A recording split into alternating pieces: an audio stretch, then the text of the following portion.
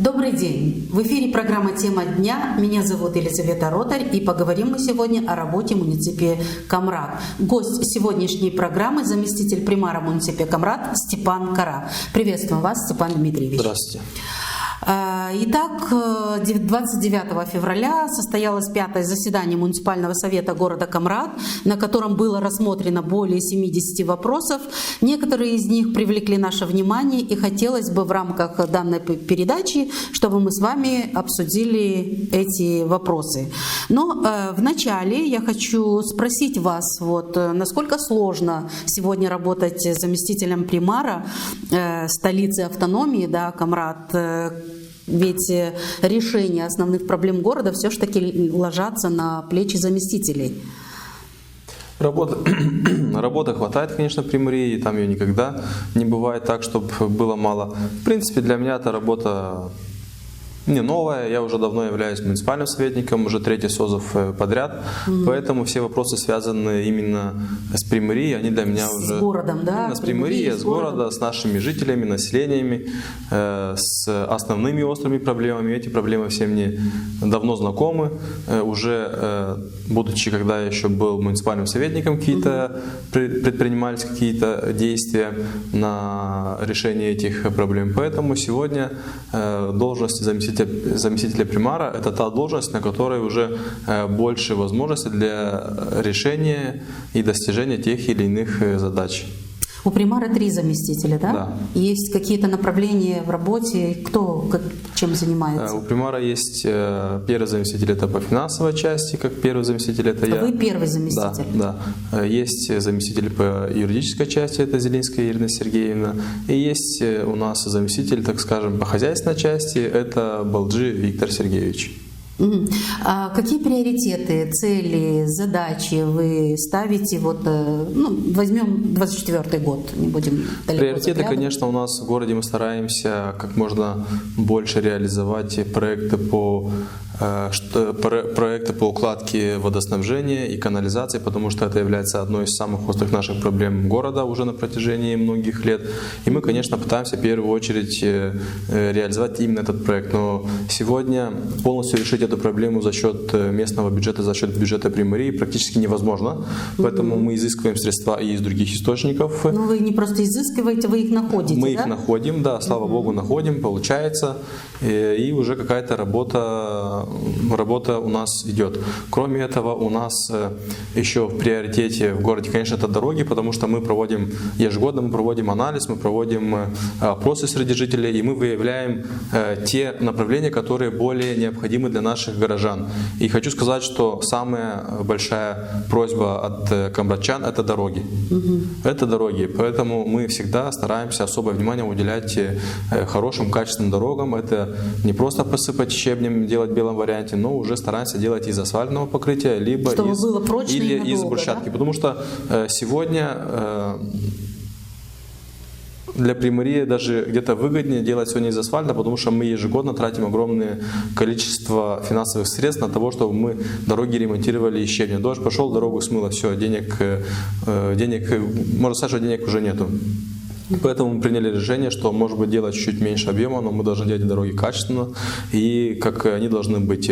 У нас много вопросов возникает среди горожан в связи с тем, что мы сейчас делаем дороги, потом будете делать канализации, все дороги перекопаете и так далее. Но хочу успокоить наших граждан, что у нас, слава Богу, в городе достаточно широкие дороги, поэтому у нас сегодня позволяет технология, чтобы вдоль дороги это проводить, а потом делать под самой дорогой проколы, чтобы соединять канализацию без того, чтобы мы срывали асфальт. Там, где есть брусчатка, в случае необходимости мы брусчатку можем переложить. Да. Есть, допустим, пример. Это район винзавода, мы там сделали из асфальта улицу Христоботева.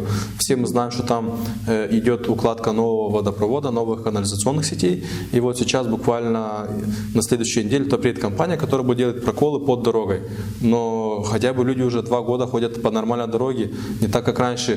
Дети выходили в школу, брали с собой либо пакеты на ноги надевали, чтобы не запачкать обувь, либо брали с собой сменную обувь. Мы сегодня живем уже, слава богу, в 2024 году, где дороги должны быть в приоритете, и люди должны ходить по нормальному чистому асфальту. Да, это очень важно. Асфальт — это дорогое удовольствие для ремонта? Ну, не дешевый, как бы этот вид. Где находите деньги, кроме вот, что предусмотрено, да, 6 миллионов? Ну, в основном это наши финансовые средства. Если получается привлечь какой-либо проект, то мы уже привлекаем и уже... Ну, это в год вот сколько предусмотрено? Ну, все равно основная часть, большая часть, так скажем, это наши бюджетные средства, потому что в один год может быть больше 50% привлечено, в один год может быть 20%. Ну, нельзя так, как точно определить. Хорошо, вот 28 февраля текущего года состоялось подписание договора между агентством регионального развития. Мы наблюдаем, что вы активно с ними сотрудничаете. Да. Примарией муниципия Камрад и подрядчиком Валткон Групп СРЛ. Это кишиневская фирма, да, насколько мне известно. О выполнении работ по проекту расширения городских канализационных сетей в район Танка. Да. Что по этому проекту, расскажите, потому что нам про это пока ничего не известно. Вот, и какая сумма предполагается вот, вложить в реализацию данного проекта? Этот проект предусматривает полностью укладку новых канализаций, водоснабжения канализаций в районе микрорайона Танка. Да. Там будут... Сколько километров? Километров я не могу вам сказать. Я могу сказать, сумма проекта около 9 миллионов лей. Там будет построены новые сети, будет построена новая насосная станция, которая уже позволит нам весь этот район полностью обеспечить водой. Воду мы там раньше проводили. Вода там хорошая? Да, вода там хорошая. Вода городская, там центральная вода городская. Но там уже будет и канализация. Это уже позволит нам, чтобы у людей не были септики, а чтобы уже была нормальная, правильная канализация. Такое решение вот в районе Танка было принято по каким соображениям? Ну, у нас также проводится в городе анализ, и у нас выявляются те зоны, которые может быть, чуть отстают по развитию, по инфраструктурным проектам от других зон города. И поэтому мы стараемся город развивать пропорционально, чтобы везде, в каждом районе были... Сбалансировано, чтобы были проекты равномерно. Кроме этого, еще благодаря сотрудничеству с региональным развитием у нас будет большой крупный проект в районе Токаняска. Хотелось как раз об этом спросить, каких еще районов, потому что все сейчас ждут, что везде было вот это вот... В районе Токаняска будет построена новая парковая зона, новые тротуары, новая дорога, новые футбольные поля, целый комплекс будет построен в районе Токаняска. Сумма проекта около 12 миллионов лей. Это все планируется в этом году, 2024? Да, уже тендера прошли, уже в этом году будут реализованы проекты. Некоторые. Токаняска, по идее, должна быть реализована в этом году. Канализация. Район Танка тоже в этом году, да? Работы начнутся точно в этом году, не помню точно сейчас по срокам, когда они должны завершить. То есть это не на один год проект? Канализация, скорее всего, нет, да. Хорошо, давайте вернемся к прошедшему заседанию муниципального совета.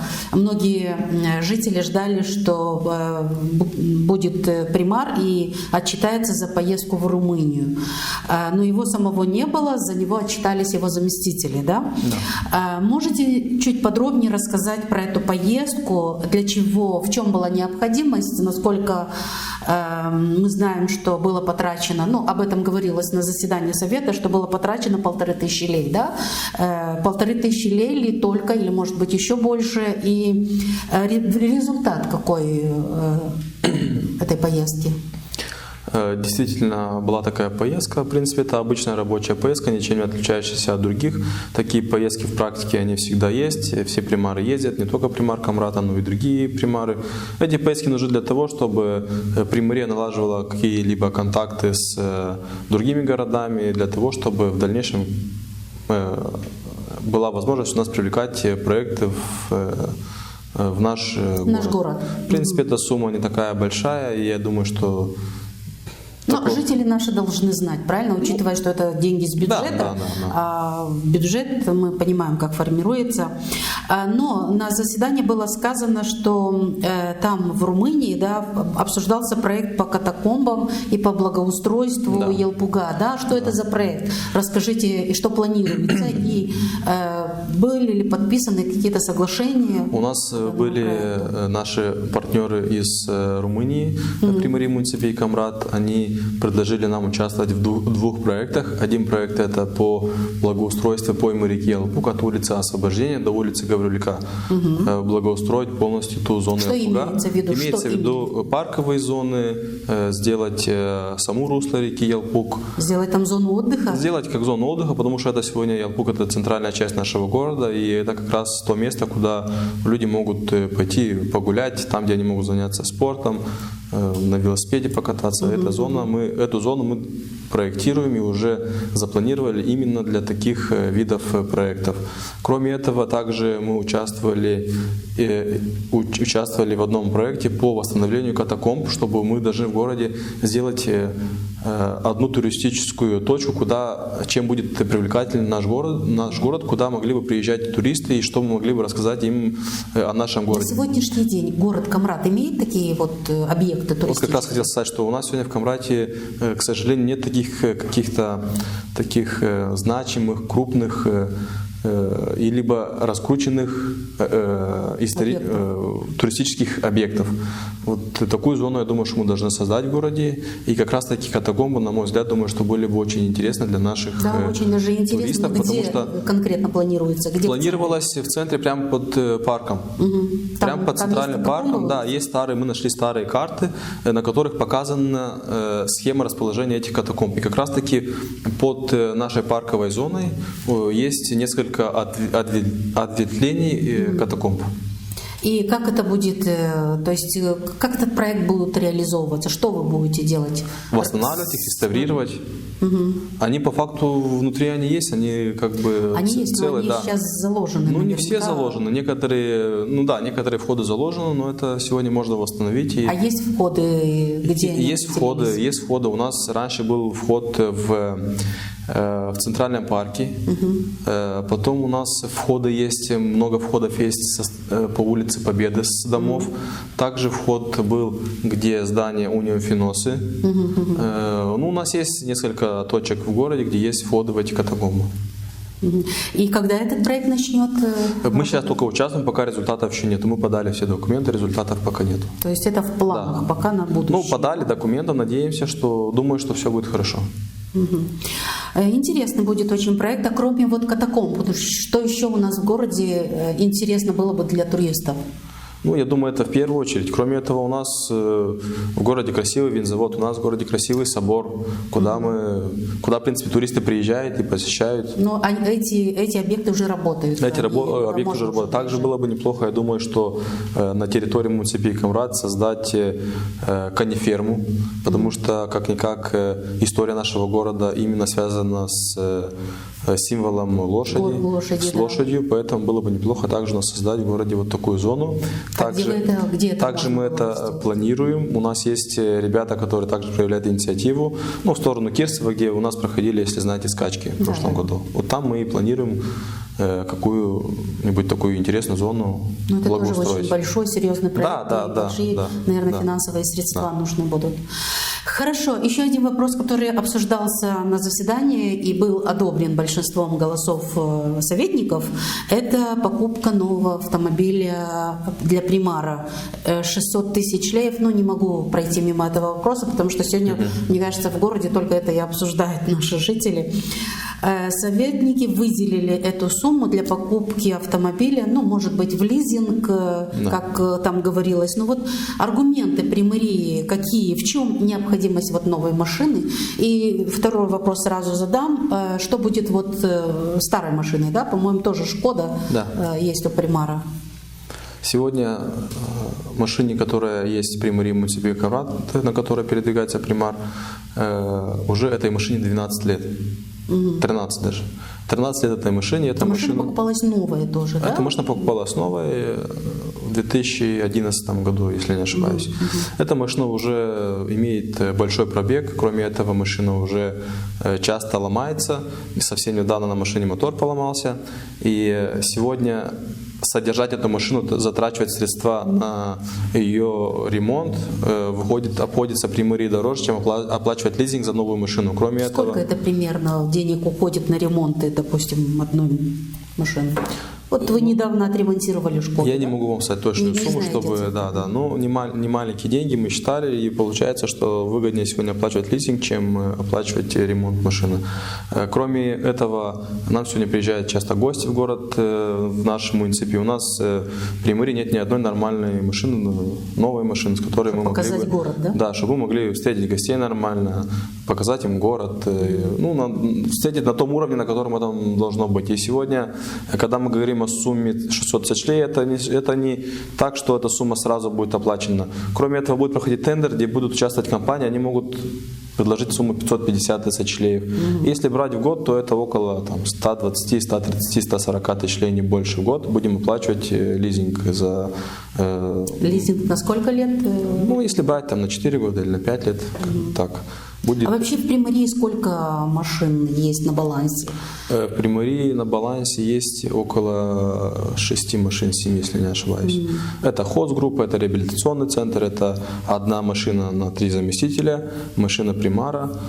Дом престарелых, по-моему, Дом престарелых, да, как бы так. Старая, это, если будем покупать новую машину, то эта старая машина Шкода перейдет в хозгруппу, потому что нам часто надо ехать в Чадерлонгу на суды, в Кагул, в другие населенные пункты, в Кишинев, и мы эту машину хотим использовать именно для этих целей. Нам некоторые советники задали вопрос, зачем тогда менять эту машину, если вы все равно будете на ней ездить на ремонт.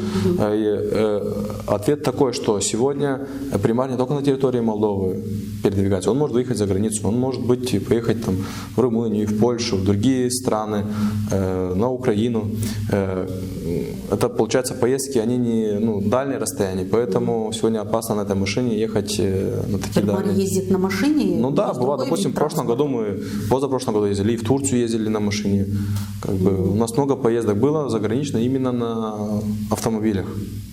Для того, чтобы это было дешевле, чтобы не покупать дорогие билеты на самолеты, уже садимся и едем сами. Насколько я смотрела ваш бюджет на 2024 год, бюджет Приморьи, и там вы предусмотрели годовой лимит для пробега одного автомобиля, это 24 тысячи километров, и для примара, и это плюс-минус, я сейчас конкретно для каждого автомобиля не помню, но в пределах 24 тысяч километров для каждого автомобиля, да? Вы сказали, что там 6 или 7 машин, это много для Приморьи или мало, или сколько это, как на ваш взгляд? Это нормально, эти все расчеты берутся из предыдущих лет, и в принципе тут нет какой-то сложной математики, и там если брать по дням или по месяцам, это не такая и большая сумма, если разделить. Понятно, что если брать годовую цифру, то это может казаться много, но это на самом деле не такая большая сумма. Там получается около 4 литров топлива в день получается. Если хорошая машина, да? Имеется в виду, что планируется на машину. Когда вы планировали, или планируете, покупку новой машины для примара или Приморьи, вот эти вопросы, они должны обсуждаться публично, Приморья должна организовать публичные слушания, допустим, приглашать людей, спросить, потому что все-таки это публичные деньги, это налоги наших жителей, люди, примарий, заместители примара, это все избранные должности, и нужно с людьми советоваться. Прежде чем вы приняли такое решение, и советники проголосовали большинством голосов, были публичные слушания? У нас для этого есть бюджетная комиссия, на которой, прежде чем вынести на свет, обсуждаются все вопросы, связанные с распределением средств именно на бюджетной комиссии.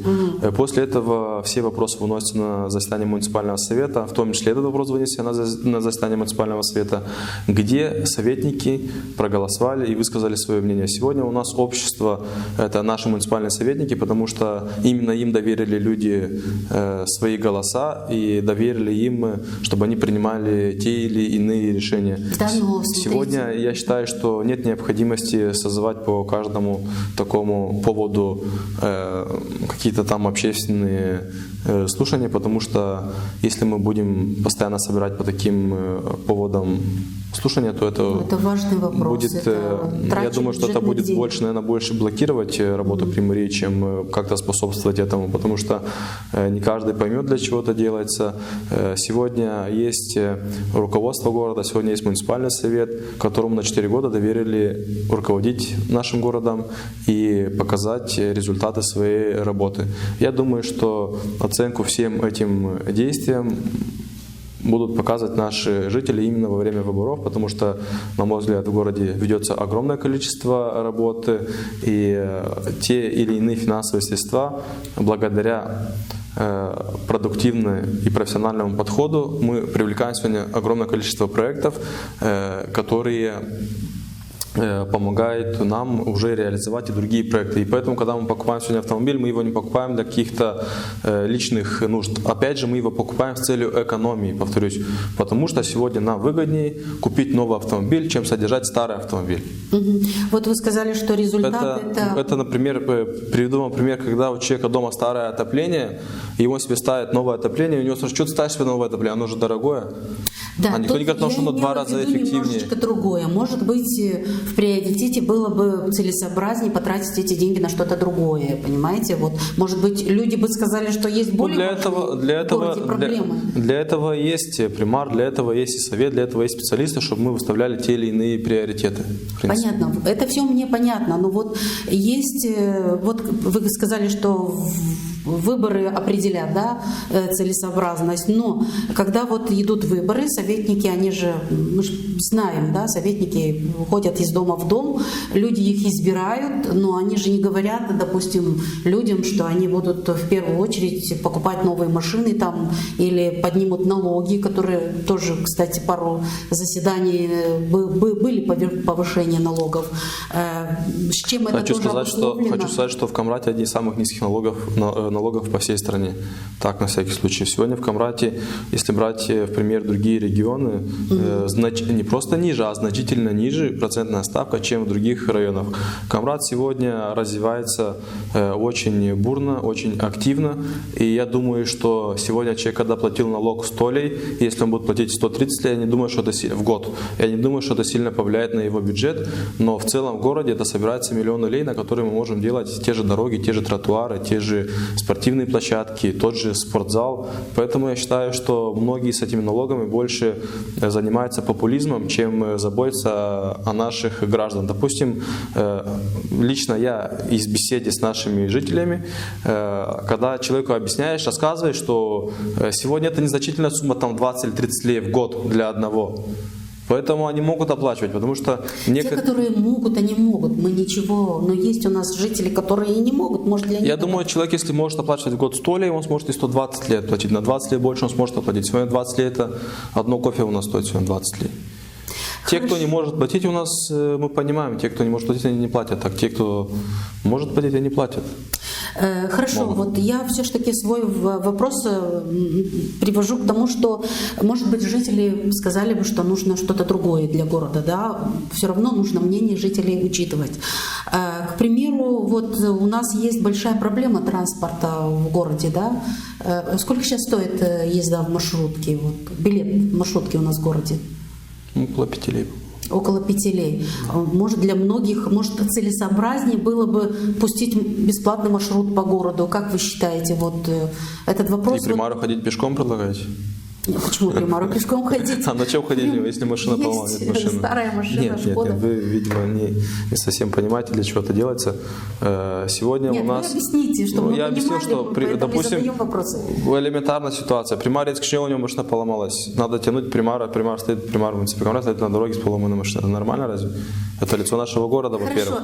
И у нас с жителями всегда есть хороший диалог, у нас с жителями всегда есть хорошая связь, и они нам всегда приходят, приходят, и если у них есть какие-нибудь просьбы, если у них есть какие-нибудь желания сотрудничества с Приморье по реализации тех или иных проектов, Приморье всегда идет им навстречу и всегда прислушивается к ним. Слава Богу, все, практически большинство обращений, которые были в прошлом году, они были реализованы. У нас было благоустроено огромное количество дворов многоквартирных домов. У нас было построено огромное количество дорог из асфальта в прошлом году. Поэтому у нас все идет пропорционально. Дороги — это хорошо, так и должно быть. Люди для этого вас дают. Совершенно верно. Но сегодня нам говорят, что так должно быть. Ну хорошо, сравните Камрад с другими городами. Почему у нас бюджет города 128 миллионов, мы берем те города. Так я говорю в процентном соотношении. Я не говорю, что в километрах дорог. Я говорю в процентном соотношении. Сегодня в в других городах не делается такой объем работ, как в Камраде? Везде делается. По чуть-чуть, в меру. В Камраде это хорошо, это плюс. Но все равно вот с транспортом у нас проблемы в городе. Я просто вижу... С общественным транспортом? Общественным транспортом. С общественным транспортом тоже мы работаем в этом направлении. Приморье начало готовить документы по проведению тендера для того, чтобы все наши маршрутные автобусы были под одним автоперевозчиком для того, чтобы мы могли как-то ставить какие-нибудь условия им по тем, например, параметрам, что должны быть хорошие автобусы новые, они должны соответствовать всем правилам, всем нормам. У нас сегодня в Камраде несколько экономических агентов обслуживают наш город. И получается так, что некоторые маршруты, они сегодня убыточные. И они не хотят, никто не хочет брать этот маршрут. Вот эту обязанность на себя Приморье может взять на сегодняшний день. Допустим, пустить для горожан бесплатный маршрут, но оплачивать с бюджета. Почему? Нет. Потому что нет финансов. Тогда мы не даже будем делать дороги, тротуары, получается так. Нет, содержать сегодня один маршрут, одну машину содержать, это где-то 300 тысяч лев в год одну. А у нас их, по-моему, 15. Как вы это видите? Получается, мы 1 километр дороги... Я предлагаю, вы должны видеть. Вот мы как видим, так и делаем, в принципе. Получается, мы не должны будем делать на 3 миллиона лей в год никаких проектов, а должны будем обеспечить транспортом бесплатно наших жителей. Поэтому говорю, что человек лучше, чтобы заплатил 5 лет, это не такая большая сумма. 5 лет, чтобы заплатил за проезд, и чтобы он ходил по нормальному. Это небольшая сумма, человек мне платит... кажется, все же большая для нашего города. Потому что ездить надо, допустим, с Кукурузного в город, дети ездят Человек в школу. не платит эти деньги вам или мне в карман, он платит за себя эти деньги. Он заплатил эти 5 лет за свой проезд, он не заплатил их мне, или Приморью, или Примару. Он заплатил эти 5 лет для того, чтобы он пришел, чтобы у него по его улице была нормальная дорога, чтобы у него был нормальный тротуар. Эти деньги, то, что у нас оплачивается в городе, те же налоги, те же другие какие-то там городские оплаты, это все человек платит за себя. Он не платит для кого-то, он платит за себя. Он хочет ходить, чтобы у него была на районе хорошая детская спортивная площадка. Хотят наши люди? Конечно. А откуда тоже, хорошо? Когда вы хорошо, откуда вы тоже предлагаете людям, что вы улучшите жизнь в городе. А как образуется бюджет города? За счет чего? За счет налогов. Ну вот совершенно верно. Если не будет налогов, мы сможем. Об этом я и говорю, что налоги тоже должны расходоваться правильно. Совершенно верно. Если не будем оплачивать, если люди не будут оплачивать налоги, может Приморье делать что-нибудь? Смотрите, люди оплачивают налоги. Они добросовестно относятся со своей стороны. Да. Приморье тоже должна распределять правильно этот бюджет, бюджет города. Приморье города Камрад сегодня удается, Приморье муниципе и Камрад удается привлечь столько же внебюджетных средств, сколько наши люди платят налоги. Поэтому я считаю, что Приморье более чем выполняет добросовестную работу и более чем заслуженно, думаю, что имеется в виду, делает те или иные действия. Хорошо. Еще один вопрос, который был одобрен на заседании Совета большинством голосов, это покупка еще одного автотранспорта для питомника собак. Да. Расскажите, что это за проект? Расскажите немножко про питомник, как действует у нас в Камраде, потому что проблема бродячих собак – это тоже большая проблема. Не знаю, последние дни что-то там уже решается этот вопрос, да, потому что уже видим, что в городе стало меньше собак. 336 тысяч леев, насколько я поняла, выделено для покупки автотранспорта для питомников. 160 тысяч лей. 160. Расскажите более подробно, потому что 176 тысяч, по-моему, если я не ошибаюсь. Будет стоить. Да, ага. Да. Расскажите про питомник. В Камрате, в Гагаузии, построен, опять же, первый питомник, опять же, с силами Примории муниципии Камрат, не какими-то это не было гранты? Нет, Примория построила полностью за свои средства. И опять же, большая часть работы была проделана самими работниками Примории. Мы даже не проводили тендер для того, чтобы сэкономить финансовые средства. Где этот питомник? Питомник находится по дороге в сторону Чокмайдана, где мусоросвалка наша, а он находится там рядом. Там сегодня он функционирует. Получается, что собак с нашего города вылавливают, отвозят туда, их стерилизуют и потом их вновь отпускают.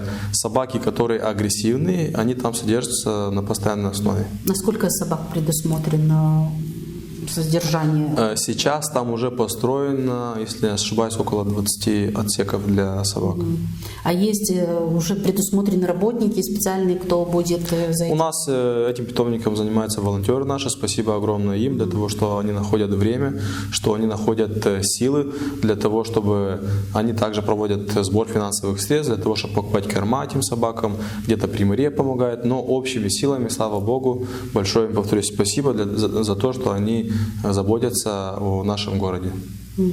Планируете расширить там 20 собак? Это да, очень много? Планируется там также расширение, планируется там еще чуть благоустройство самого питомника, поставить туда резервуары для воды, для питьевой воды, для того, чтобы мыть там все это, достроить еще несколько вольеров для собак, построить маленькие вольеры для щенят.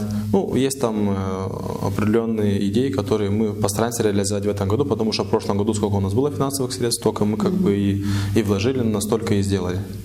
А есть у нас в городе организация по защите бездомных собак, и как вы с ними взаимодействуете? Имеется в виду Примории? Да, у нас есть волонтеры, которые постоянно приходят в Приморию, они нам предлагают свои идеи, они нам предлагают свою помощь, они даже где-то и сами вылавливают этих собак. Кроме этого, у нас в ЖКХ есть человек, который также ответственный за эту работу. Это тот, кто ловит собак, и ветеринар.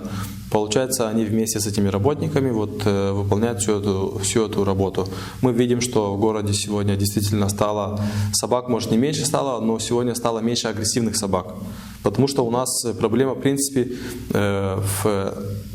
была в тех собаках, которые бросались на людей. Да, и у нас были, к сожалению, несчастные случаи, когда собака могла покусать человека. Ну, вот таких собак мы туда и содержим. Хорошо.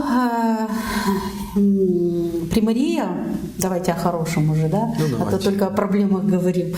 Примория выделяет 1200 продуктовых пакетов на праздники малоимущим, да? Расскажите, что в этих пакетах, что люди получат и для кого они предназначены? Получается, Примория ежегодно выделяет эти продуктовые пакеты к храму городу, к пасхальным праздникам, каждый год по-разному. В этом году Примория было закуплено 1200 пакетов. В этих пакетах находятся продукты первой необходимости, это крупы в основном. Масло, гречка, я смотрела немножечко. Продукты первой необходимости, которые не портятся и которые человек может хранить и в дальнейшем употреблять. Эти продуктовые пакеты выделяются у нас социально уязвимым семьям, которые нуждаются в этом. 1200 это немало, и сколько у нас таких вот нуждающих людей, малоимущих? Примория в этом году смогла изыскать средства именно на такое количество пакетов, и сегодня у нас те люди, которые действительно остро нуждаются, примерно в этом районе. Мы сегодня не говорим о тех людях, которые средне живут, мы говорим о тех людях, которые они прям совсем в тяжелой ситуации. Сегодня я думаю, что если каждого спросить в городе, каждый скажет, что он нуждается в помощи, даже если у него есть. Поэтому уже Примория берет на себя эту работу. Нам помогают наши социальные работники, которые ходят, которые не знают действительно ситуацию, потому что бывает часто, что человек может быть инвалид, но у него сегодня, слава Богу, есть дети, которые рядом с ним, которые сегодня могут себе позволить содержать своих родителей либо родственников.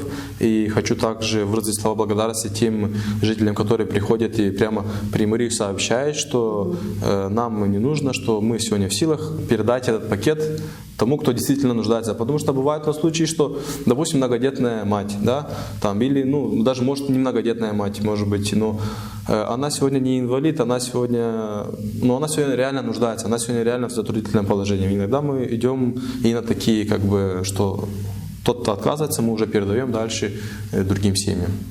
Много у вас, какое количество у вас социальных работников и как ведется эта работа? Они эти продукты разносят по домам или?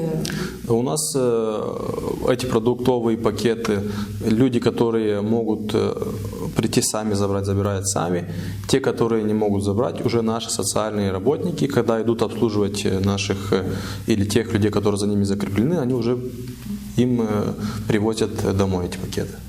Вы у нас молодой заместитель примара. Как работа ведется с молодежью в С молодежью, в принципе, я еще только 2 месяца заместитель примара, поэтому... Все заместители примара молодые. Да, и поэтому таковой еще работы какой-то проделано не было, которые уже были бы видны результаты, но есть план в этом году, огромная работа с молодежью. Пока мы работаем с молодежью, но это что касается нашей спортивно-муниципальной школы, это там соревнования, мероприятия для наших молодых ребят, но также планируется создать организацию или молодежный совет нашего города для того, чтобы молодежь больше вовлекать в жизнь нашего города.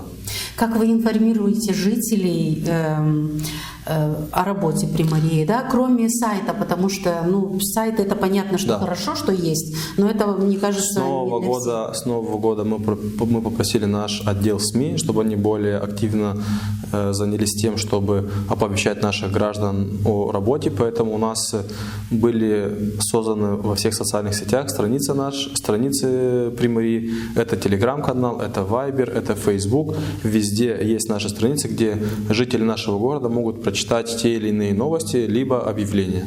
Это хорошо, что есть и развиваются социальные сети Камрата, но не все же жители нашего города, вы же знаете, что у нас большинство больше старше 50-60 лет, они в основном не заходят в интернет, не сегодня у нас, хочу сказать, что уже даже бабушки уже сидят в телефонах, сидят в Фейсбуке, сидят в Телеграме, они все читают, они все видят, они все знают. Других таких у нас каких-то способов газеты же мы раздавать не будем.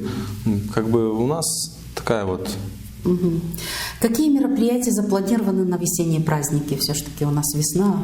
На весенние праздники у нас прошли праздник, вчера буквально прошел праздник, посвященный 8 марта. У нас планируется праздник Масленицы, у нас планируется праздник Хедерлес. В принципе, все наши национальные праздники, они у нас запланированы, и они будут проводиться при мэрии муниципии Камрат. Масленицу, вы сказали, будет проводиться где? На площади? Перед Домом культуры будет проводиться, там вот красивый как обычно, да? Праздник, да. Что в этом году интересненького, новенького предусмотрено? Опять же будут соревнования по печенью, по блинам, кто будет печь самые вкусные блины. Там будут танцы, там будут пляски, там будут конкурсы. Да, там будут, получается, организаторами этого мероприятия наш ДК, который также находится в ведении примарии, который все это организует. Да. И напоследок, в завершении нашей программы, расскажите, какие долгосрочные видения вы имеете для города? Долгосрочное видение, повторюсь, это канализационные сети нашего города.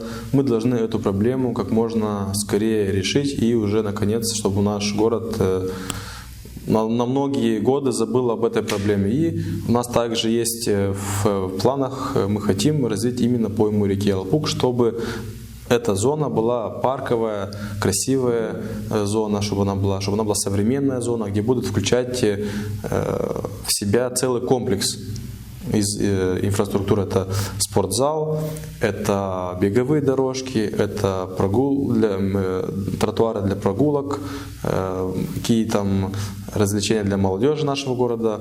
Кроме этого, мы хотим построить в Камрате большой профессиональный спортзал, дворец спорта, может быть, если это можно назвать, где все наши секции муниципальной школы будут Дворец там заниматься. спорта это где? Потому что мы планируем это все и в той зоне, вот, где я говорю, от освобождения до улицы Гаврилюка, в зоне реки Ялпук.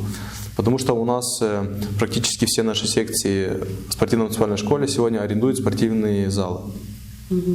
Камрат Ленд не планируется в Приморье построить? Хотя бы, не как в Аргееве, но, по крайней мере, в рамках... Я думаю, в Камрате мы построим круче, поэтому думаю, что работа началась, работа ведется, и думаю, что это будет самой главной достопримечательностью нашего города и юга нашей страны. Ну что ж, Степан Дмитриевич, благодарю вас за участие в нашей программе. Напомню, что говорили сегодня мы о работе примарии города Камрат с заместителем примара Кара Степаном Дмитриевичем. Ждем вас еще у нас в программах. Спасибо Если большое. будут какие-то новые проекты, интересные проекты, обязательно приходите, рассказывайте. Наши жители имеют право знать, что творится у нас в городе. Конечно. И как вы это реализуете. На этом мы завершаем программу «Тема дня». Программу провела Елизавета Ротарь. Оставайтесь с нами на канале АТВ. До встречи.